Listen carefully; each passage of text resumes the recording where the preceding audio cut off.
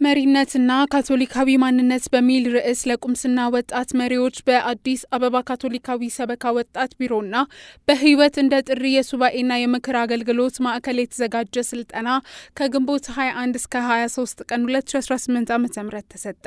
በኢትዮጵያ ካቶሊካዊት ቤተክርስቲያን በአዲስ አበባ ሀገረ ስብከት ወጣት ቢሮና በህይወት እንደ ጥሪ የሱባኤና የምክር አገልግሎት ማዕከል በጋራ የተዘጋጀው መሪነትና ካቶሊካዊ ማንነት የሚል ስልጠና ከግንቦት 21 ቀን እስከ 23 2018 ዓ.ም በህይወት እንደ ጥሪ የሱባኤና የምክር አገልግሎት ማዕከል ተካሂዷል።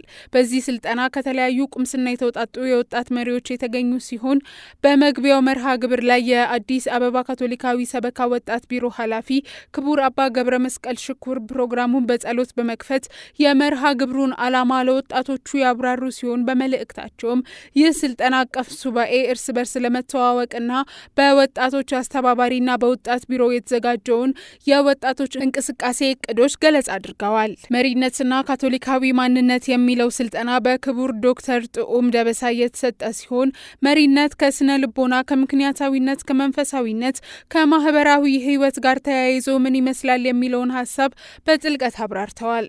ተሳታፊዎቹ ራስን የማወቅ ትርጉምና ሂደት እንዲሁም የስሜት ለውጦችን እንዴት ማስተናገድ እንደሚቻል ተወያይተዋል።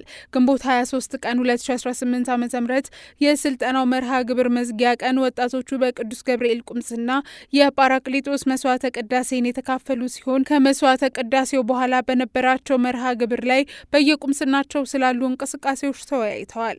በውይይታቸውም ከቆሞሳት እገዛ እንደሚያስፈልጋቸው እንዲሁም በቋሚነት ወጣቶች በቤተ ክርስቲያን አስተምህሮ መታነጽ እንዳለበት ምእምናን ምክር ቤትና የተለያዩ ማህበራት በወጣቶች እንቅስቃሴ ላይ እገዛ እንዲያደርጉ የወጣቶች ስራ አጥነትም ለብዙዎች ተግዳሮት እንደሆነ አጽንኦት ሰጥተዋል። ክቡር አባ ገብረ መስቀል ሽኩር እንደገለጹት ስልጠናው በሂደት የሚቀጥል ሲሆን በወጣቶች የአመራር ክህሎት፣ ራስን ማወቅና መገንዘብ ካቶሊካዊ ማንነትና ማህበራዊ ህይወት ላይ አዎንታዊ ለውጥ ያመጣል ተብሎ ይጠበቃል።